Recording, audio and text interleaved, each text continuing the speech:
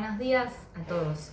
En esta oportunidad vamos a hablar, en este video vamos a hablar de un texto que es súper famoso, súper conocido y pocas veces bien analizado y entendido y articulado, que es el texto Tótem y Tabú de Freud, un texto que fue premiado, reconocido por todos lados, por mucha gente, independiente de la postura o corriente que tengan.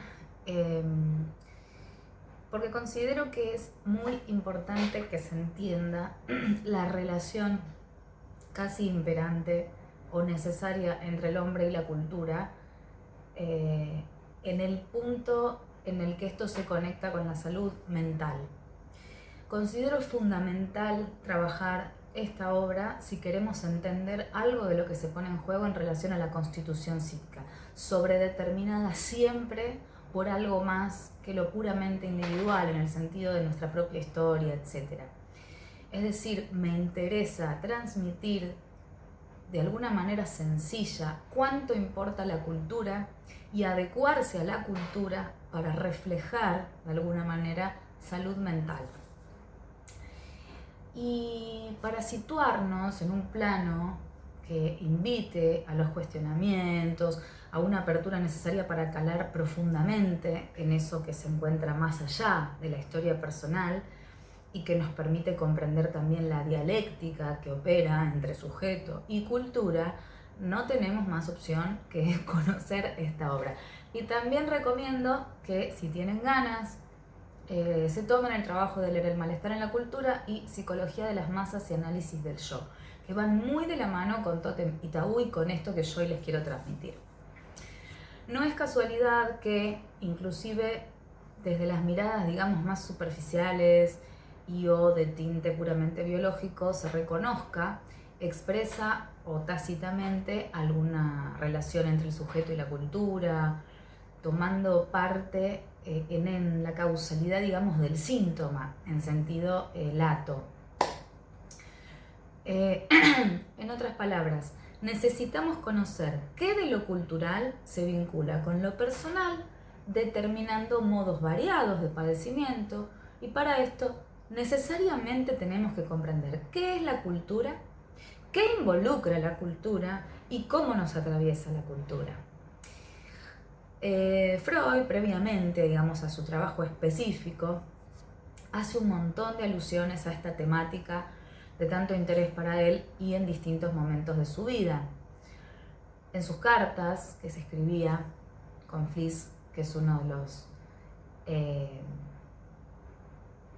digamos, de sus, entre comillas, amigos o personas con las que él intercambiaba sus pensamientos, pensemos que hablamos de hace un montón de tiempo, se mostraba siempre su devoción por el estudio de la arqueología y la prehistoria. También vamos a ver en sus escritos sobre psicoanálisis cómo muchas de sus elucidaciones toman como disparador cuestiones antropológicas. También vamos a ver que menciona mucho el horror al incesto y lo vincula con la relación existente entre el desarrollo de la cultura y la sofocación de pulsiones. En una de las cartas también de estas que mencionaba antes, él pregunta o se pregunta y comparte si existen mitos endopsíquicos que se proyectan en el afuera como reflexiones psicomitológicas, como la inmortalidad, la justa recompensa, la vida después de la muerte. Todas cuestiones muy presentes en cualquier cultura, en cualquier momento. Y en un breve párrafo, cortito, en la interpretación de los sueños, él bosqueja que la autoridad real se deriva de la posición social del padre de familia. Entonces, ¿a qué voy con esto? Finalmente, recién en Tótem y Tabú, obra compuesta por 4 ensayos, es como que se empieza a resumir todo ese interés que tuvo Freud en la antropología social, que obviamente, se sella con ese trabajo tan grande, que además fue inspirado en las obras de Wundt y de Jung. Dos personas que independientemente que hayan leído o no, recomiendo también que lean, al menos en sus inicios, o en el caso de Wundt, en su otra cara, su otra postura, más allá de que era digamos, del palo o de la escuela de lo experimental, no deja de sorprendernos con todo el interés que él tenía en toda esta parte compartida también con Freud. Vamos a ir brevemente a lo que son los ensayos en sí. Dije que la obra se compone de 4 ensayos, es larguísima, es casi uno de los tomos de Freud, digamos, de Amor Ortu, pero es casi completamente un libro. Y lo voy a resumir muy, muy cortito, para que lo puedan entender. En el ensayo 1, lo que vamos a encontrar, bueno, es que se titula El horror al incesto, y en él se desarrolla una especie de análisis a partir de la observación de ciertas tribus que eran consideradas por los etnógrafos como las más retrasadas, ¿no? Estas son las palabras que utilizan, las más menesterosas. Eran los pobladores de Australia. Freud se pregunta, ¿cómo es posible que estas tribus observaran reglas éticas en relación a su vida sexual mucho más severas y tendientes a evitar las relaciones incestuosas que otras menos salvajes? Lo que es curioso de esto es que en lugar de instituciones religiosas y sociales, en los australianos encontraron el sistema del totemismo, un totemismo crónico. Pertenecer a un linaje totémico impedía ciertas relaciones entre miembros de un clan a pesar de no presentar ningún parentesco de sangre. Me detengo porque me parece importantísimo pensar en el incesto no por una cuestión biológica, sino el incesto por una cuestión cultural, de compromiso con lo vincular. Menciona también que esta prohibición no se reducía al clan, que podemos equivaler a la familia nuclear, sino que se extendía hacia 12 estirpes totémicas. O sea, se ampliaba muchísimo más que lo que es la familia, lo que nosotros hoy consideraríamos incesto, en el caso de cometerlo. Como datos también anecdóticos, nos trae a otras poblaciones que contaban con estrictas limitaciones que provienen claramente del error principal al incesto y manifestadas mediante diferentes reglas sociales o culturales que tenían que ser obedecidas a rajatabla.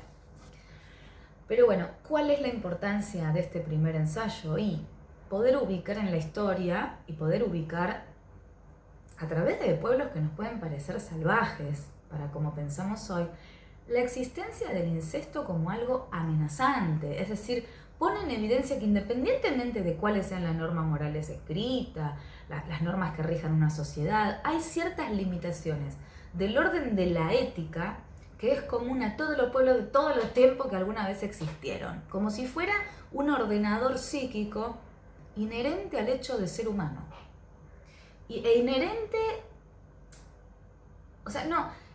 al hecho de ser humano e independientemente de la cultura a la que pertenezca. Uno de estos ordenadores tal vez sea necesariamente el horror al incesto, aunque todavía no sepamos o no hayamos llegado a ver un porqué. O sea, esto es lo importante. La importancia del primer ensayo es eso. ¿Por qué existe el horror al incesto? Y si tal vez no es necesario el tabú, me estoy adelantando, el horror al incesto para crear cultura, civilización, etc. Y hasta el lazo de parentesco y todo lo que implica. Pasamos ya al ensayo 2. El segundo ensayo él lo va a titular El tabú y la ambivalencia de las mociones de sentimiento. En este ensayo el foco está puesto en la palabra tabú y en su relación con la ambivalencia de sentimientos. Nos explica, por un lado, que una característica de lo que es tabú es que son prohibiciones que carecen de toda fundamentación, que el origen es desconocido, que puede ser incomprensible para algunas personas y totalmente naturales para los que están bajo el imperio de estos tabúes. Y a esto se suma que todo lo que es tabú reúne lo sagrado con lo luminoso, con lo siniestro, con lo familiar, pero que lo rechazamos, con esa parte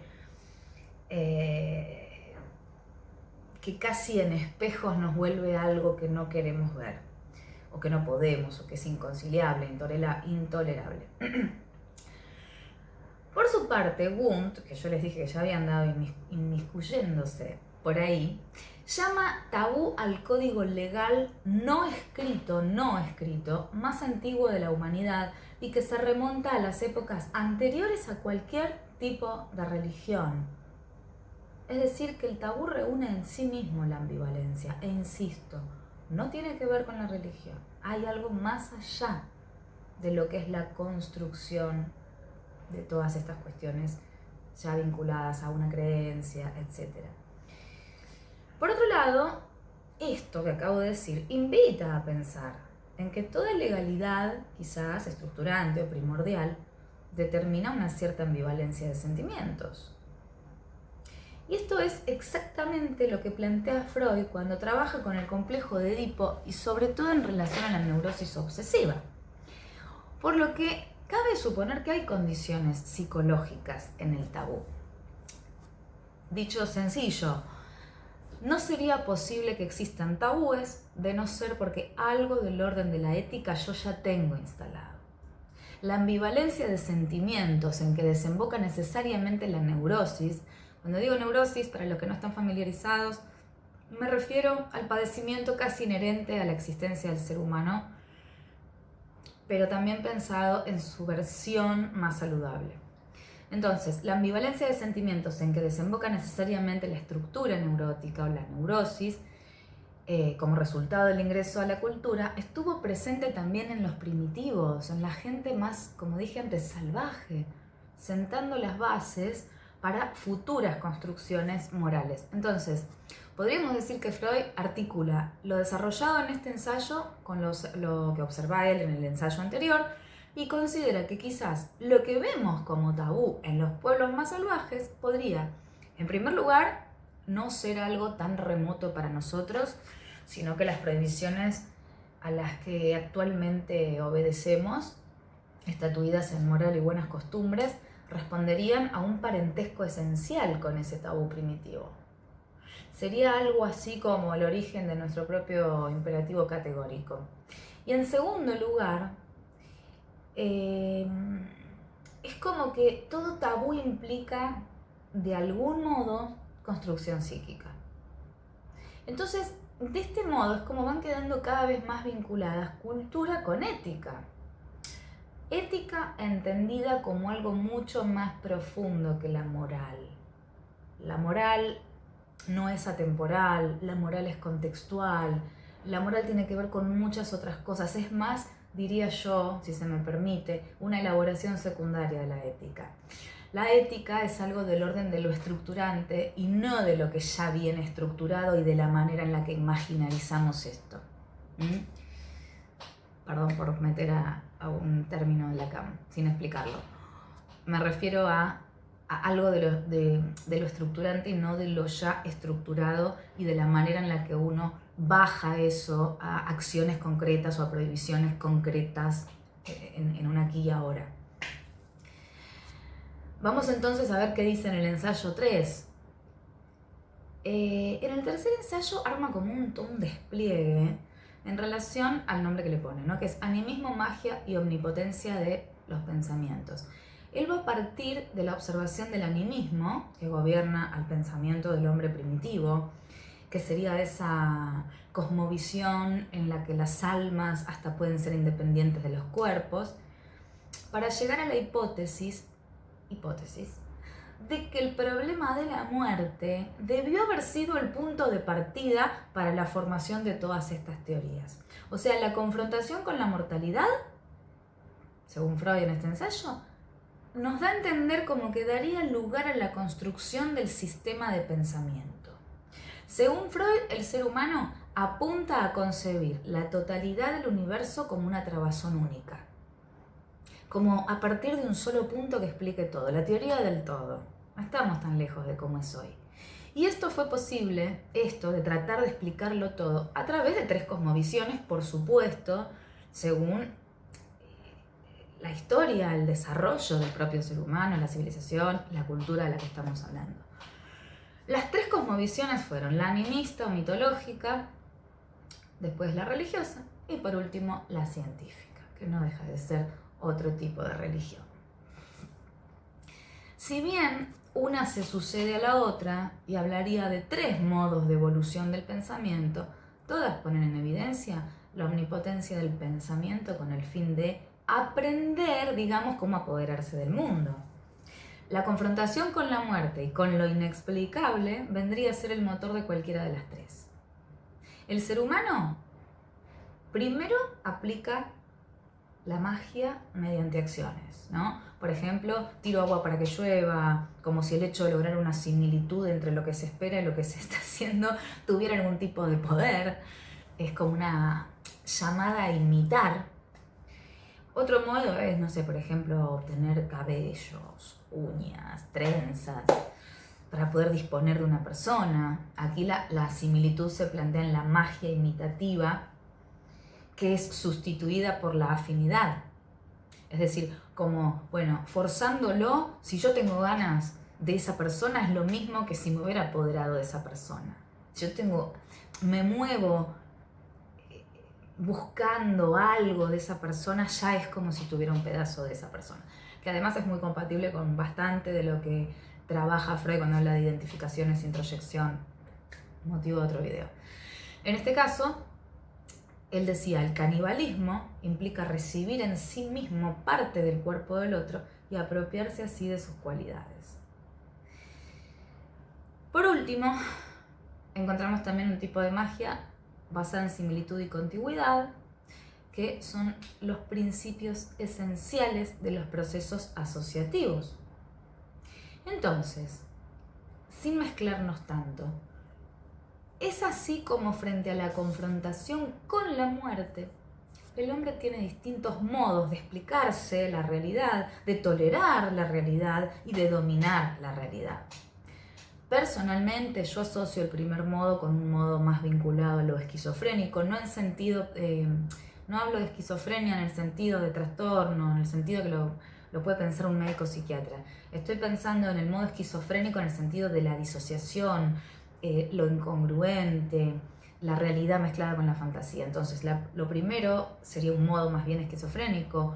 Lo segundo, esto lo veo más como un modo paranoico en el que hay lazos significativos que funcionan y explican cierto contacto, casi de manera forzada.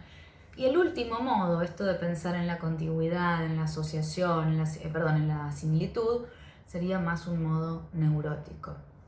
De todas formas, y en cualquiera de los modos, el punto es que lo que moviliza estas acciones es el deseo de los hombres. Cuanto más primitivo es el hombre, más confianza tiene en el poder de sus deseos. O sea, todo aquello que él produce por la vía mágica tiene que suceder solo porque él lo quiere. Como sucede con el delirio de grandeza. Y voy a decir acá, adelantándome a otro video, del sociópata o del psicótico. El ya adulto primitivo tiene alucinaciones motrices, se maneja por lo puramente sensorial, o sea, hay sobreestimación de sus actos psíquicos. Siempre.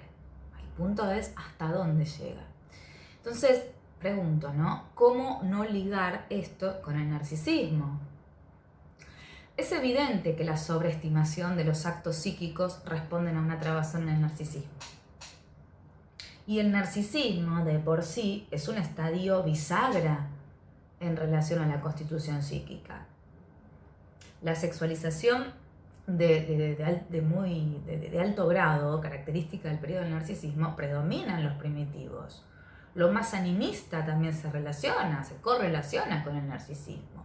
La fase religiosa que sigue después, se podría pensar que se corresponde mucho con la ligación a los padres.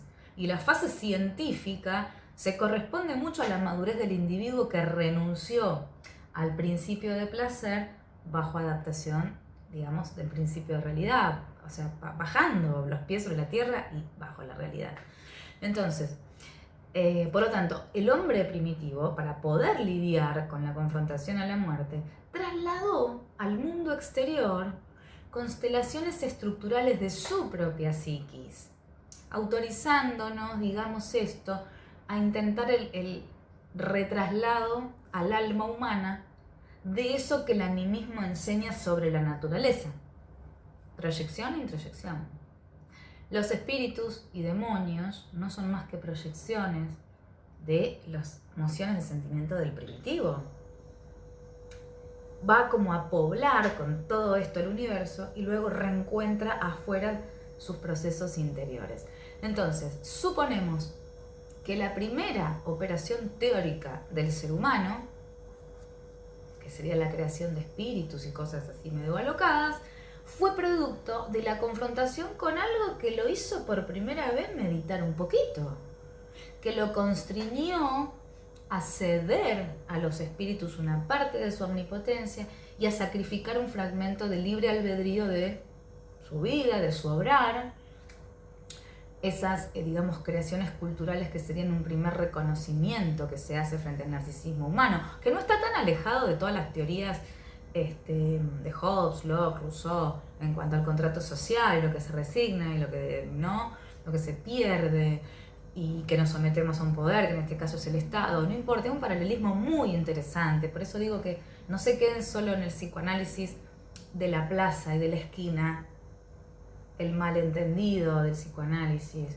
la simplificación del psicoanálisis, la degradación actual que hay respecto al psicoanálisis, porque muchas de las cosas que plantea Freud no pueden ser entendidas si no se tiene una cultura general mucho más amplia, que escape de lo que únicamente nos da, o de lo que se limita al ámbito psi. Entonces, el hombre primitivo, habría inclinado, digamos, su autonomía, de alguna manera, ante el hiperpoder de la muerte, con el mismo gesto en que parece desmentir esa muerte y sepultarla.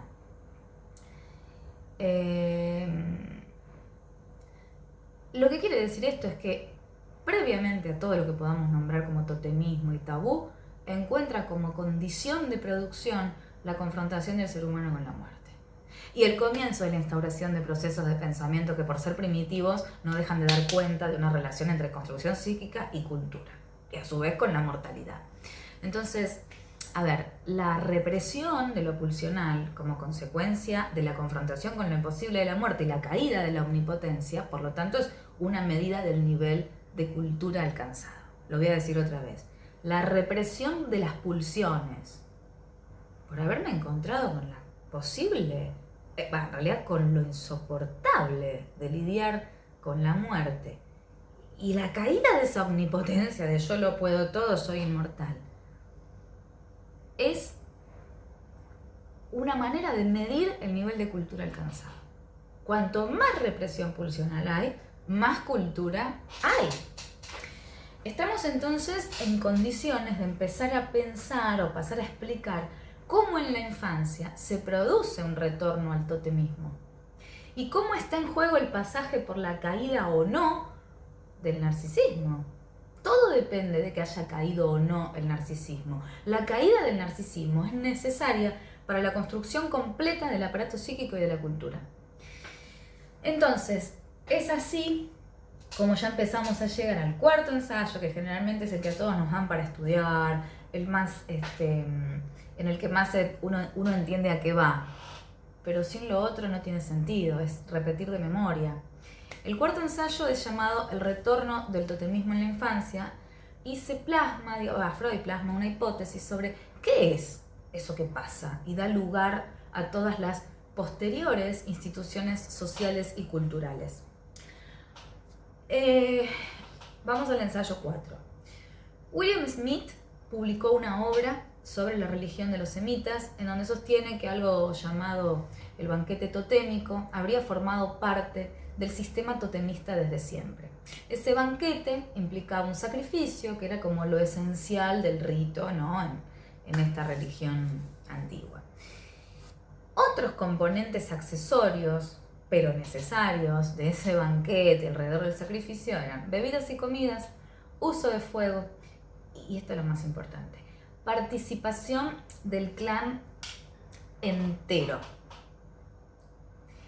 Era una ceremonia pública en la que todos tenían que participar como obligación social.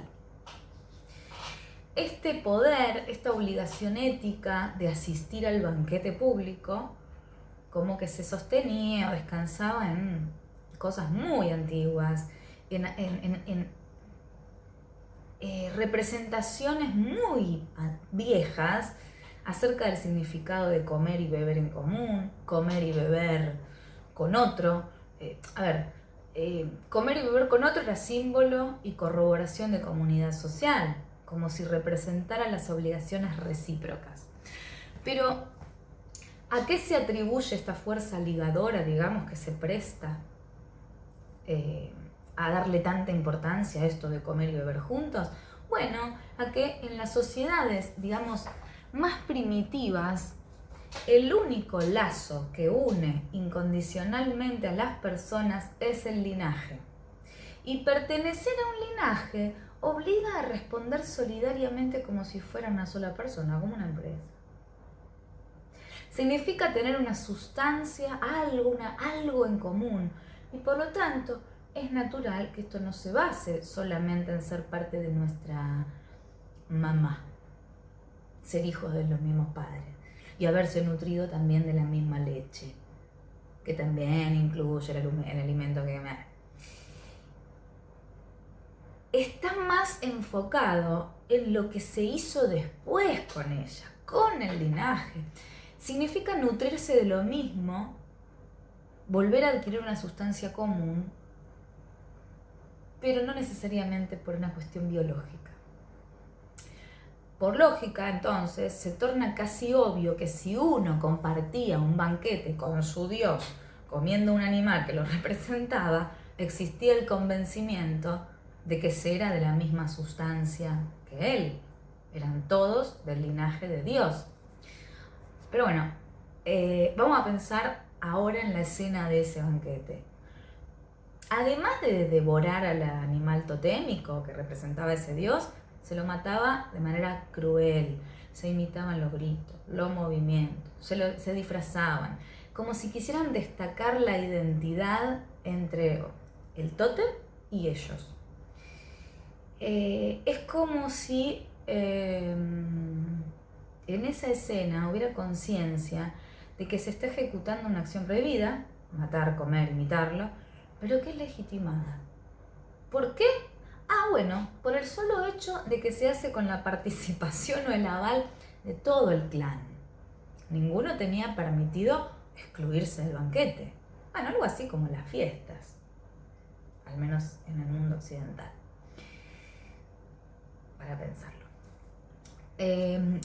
Una vez que pasaba este momento, consumada la muerte del animal, el animal era llorado, lamentado, todo con ritos, imagínense lo que sería ese momento.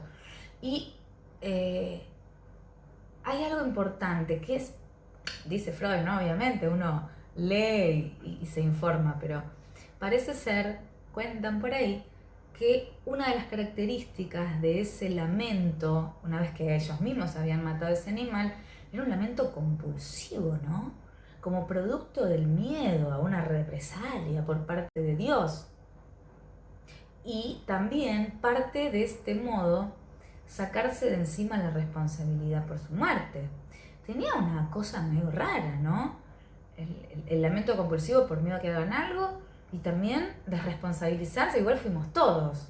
Entonces, después de este duelo, seguía dice Freud, el más ruidoso júbilo festivo, el desencadenamiento de todas las pulsiones, el permitido de todas las satisfacciones, que es la esencia de toda fiesta.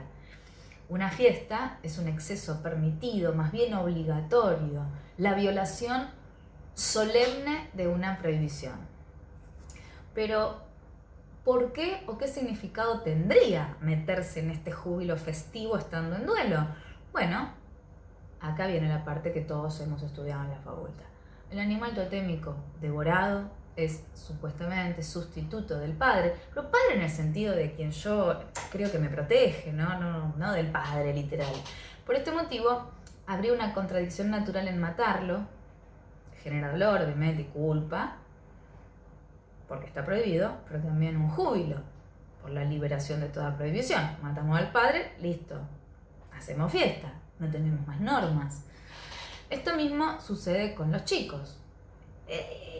Nosotros cuando somos chicos es lo mismo. tenemos una actitud ambivalente de sentimientos. Con nuestros cuidadores primarios, llamémoslo madre, padre, tenemos una ambivalencia de sentimientos. Es un complejo en el que se ven atrapados los chicos. Inclusive continuamos siendo adultos y replicando esto a través de otros sustitutos que ofician de papá. Lo hacemos con nuestra pareja, lo hacemos con un amigo que tenemos de referente, lo hacemos con cualquier persona, con un político, lo hacemos. Esto es lo que me interesa, ¿no? Hago un parate. No, el complejo de Edipo no es lo que dicen. No es lo que dice, de hecho, una persona que me olvidé ahora el nombre, que sube videos siempre, explicando cosas. Y bueno, cuando escuché la explicación que da sobre Freud, empecé a dudar de todo lo que había escuchado antes. El complejo de Edipo no es el deseo sexual de los niños por sus padres. El que piensa eso está equivocado. El complejo de Edipo tiene que ver con otra cosa, es la ambivalencia de sentimientos, es el de si puedo incorporar o no la ley, qué pasa con esa ley, qué hago, me someto o no me someto, esta cosa de te quiero pero te odio porque tengo que hacer lo que vos querés, de qué soy para vos, infinito. Bueno, el punto es que esa actitud que menciona Freud en relación al banquete es lo que hacen los niños. Y fue incluso Darwin quien plantea una hipótesis antropológica a la que llama horda primitiva, de acá viene mucho de esta palabra, nos queda a todos grabados, y que remite a cómo fue el estado primordial de la sociedad humana antes de que existieran normas. La horda primitiva darwiniana partía del pensamiento de que había un padre violento, celoso, que se reservaba todas las hembras para sí, que expulsaba a sus hijos varones cuando crecían para seguir siendo el único con el poder sobre todas las cosas. Y él dice que un día los hijos de ese padre, obviamente hermanos entre sí, se cansaron. Se aliaron, lo mataron y se comieron o devoraron al padre, poniendo fin a esa horda. Entonces, unidos, pudieron llevar a cabo lo que individualmente hubiera sido imposible. Y ese violento papá, ese papá malo, primordial, envidiado y temido por cada uno de los hijos expulsados, ahora era devorado, como lo que hablábamos del canibalismo. Entonces, pensando en la lógica que nos trajo Williams, devorarlo era consumar la identificación con él, apropiarse de cada uno, o sea, cada uno de ellos y de cada una de sus partes, o al menos la envidiada. Una parte de su fuerza, una parte de su virilidad, una parte de su poder. Por supuesto que no dejaba de ser su padre. Y que una vez consumado ese acto, el sentimiento de culpa empezó, ¿no? Se pesquisaba, digamos, esa ambivalencia que vemos en los niños y en los neuróticos adultos. Odiaban al padre, pero también lo admiro y también lo quiero, lo amo. Matarlo permite que la ambivalencia cese, que aparezcan emociones de sentimiento tiernas, avasalladas entre tanta ambivalencia. Ahora que está muerto, ahora lo empiezo a extrañar, ahora gracias a la culpa, porque soy responsable de la acción, pienso al muerto de otra manera. Como en todo duelo, el muerto se engrandece aún más, es más fuerte que lo que fue en vida, el arrepentimiento y bla, bla, bla. ¿De qué modo aprenden estos hermanos a lidiar con lo que hicieron? Para poder remediarlo, para lidiar, vivir con eso. Revocando su hazaña mediante algo simbólico. Como queriendo, a través de algo simbólico, ¿no?, poner un freno. Entonces, ¿qué pasa ahora? Está prohibido reemplazar al padre nuestro, voy a decir, miren, fallido. Está prohibido reemplazar al padre muerto. Está prohibido sustituir al padre muerto. Está prohibido ocupar el lugar de ese padre muerto. Basta. Ya está. Que todos queríamos eso. Nos juntamos y lo matamos, lo destruimos, lo aniquilamos. Ahora nos da culpa. Bueno, ¿saben qué? Nadie vuelva a ocupar ese lugar. Renunciemos a esto. Liberemos a las mujeres. Basta, son sus propias hermanas. Entonces nacen así los dos pilares que permiten construir legalidades, que permiten controlar los impulsos, que permiten guiarnos más allá de la pura satisfacción, que permiten hacer lazo social, que permiten la vida en comunidad, que permite que haya leyes comunes. Prohibido matar al padre, lo cual se desplaza por analogía al matar en sí mismo. Y prohibido cometer incesto, lo cual se desplaza por analogía al coito en sí mismo. Ese es el complejo de Edipo, no lo que dicen por ahí. Entonces, los chicos, esto porque está pensado, yo estoy súper en Totem y Tau, está pensado para nuestras capacitaciones de lo que tiene que ver con patologías narcisistas, todo lo que no es neurosis en sentido lacaniano, para pensar un poco qué de lo que es necesario instalar no se instaló, generando otras estructuras que no son estas, la neurosis que les estoy mencionando. Entonces, los chicos en su pequeño mundo endogámico, en el que se crían los primeros años, que están con su mamá, con su papá, observan todo el tiempo a los cuidadores. Y observan, o ven, o terminan detectando en los papás los mismos poderes que se detectaba en ese padre primitivo de la horda. Acceso a todo, amado y temido. El mayor deseo es deshacerse de él. Esto lo vemos cuando el chico quiere ser grande a cualquier precio. No significa que quiere ir con un cuchillo y matar al padre. No es eso. Es que el chico quiere ser grande, quiere sacárselo de encima, quiere que no le digan qué hacer. Corre por dentro. Entonces, su mayor deseo es deshacerse de él, pero a la vez no puede, porque lo necesita. Entonces el desamparo es insoportable, el sentimiento de ambivalencia tiene que cesar en algún momento. ¿Y cuándo va a cesar? Cuando el chico comience a ver a ese mayor, que es su padre de la horda, sin la omnipotencia que él mismo le otorga y que él mismo que lo hace engrandecer, digamos, el chico mismo lo hace engrandecer. Pero para que esto suceda es necesario que el adulto se muestre en falta, que no sea un dios para ese chico. Tiene que mostrar su bueno, no quiero hablar en términos lacanianos, tiene que mostrar que no es ese dios, simplemente. Bajar su omnipotencia, su omnipresencia y todo lo que tenga que ver con una cosa totalitaria. Entonces, pensemos en una madre, para ir un poquito más a algo concreto. Una mamá que alimenta, que abriga, que lo alza, que ayuda, que enseña. Es simplemente la fuente inagotable para el chico de todo aquello que él necesita.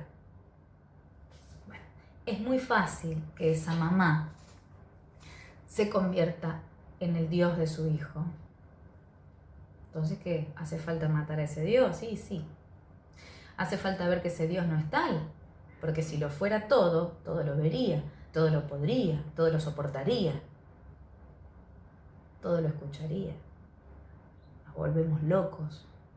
¿Por qué piensan que en la psicosis hay tanta sensación de vigilancia y se tiende a la paranoia y tiende a que alguien se convierte siempre en el perseguidor y hay cámaras que nos miran, ¿no? Y es acá donde me voy de la historia y vuelvo a algo más cotidiano todavía. Y es una pregunta paradójica. ¿Qué madre es más factible? O sea, ¿qué madre tiene más posibilidades de despertar sentimientos de ambivalencia que motoricen una acción simbólica de necesidad de matar a esa madre?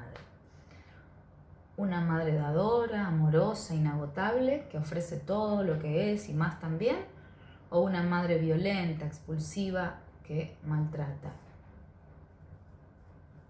Bueno, una vez una eminencia en salud mental nos dijo, siendo estudiantes, que estábamos ingresando a la universidad y que todavía creíamos que entre un padre sobreprotector y un padre golpeador, el que más daña es el golpeador, y que ya íbamos a ver que no era así. Obviamente yo no entendía a qué se refería. Hoy entiendo que la asfixia, la omnipresencia, el no dar lugar al otro, el no crear una distancia, genera algo que no tiene arreglo nunca más y que tiene que ver con toda una complexión psíquica, toda una construcción psicológica y de la personalidad que va a dejar a la persona siempre en una situación de desvalimiento y de no alcanzar jamás su propia autonomía, y que esto es más frecuente que pase cuando hay padres sobreprotectores que cuando hay padres expulsivos, golpeadores, agresivos, porque por lo menos esa agresión, esa distancia, en muchos casos puede ser leída como estoy solo, vos sos vos, yo soy yo. Y eso ayuda a desarrollar otro tipo de recursos. En fin, nota al pie. No es casualidad que sea tan frecuente en la literalidad característica de los adultos psicóticos el incesto y el parricidio. Cualquiera que trabajó en una institución psiquiátrica puede dar fe de la frecuencia de la que hablo. Así que cierro diciendo, tratemos de crear un mundo simbólico, si es que somos padres, si es que trabajamos en salud. Tratemos de arrastrar un poco a que haya más disponibilidad de un mundo simbólico para que después las soluciones frente a las cuestiones existenciales del ser humano no se plasmen en la realidad. Bueno, nos vemos en el próximo video.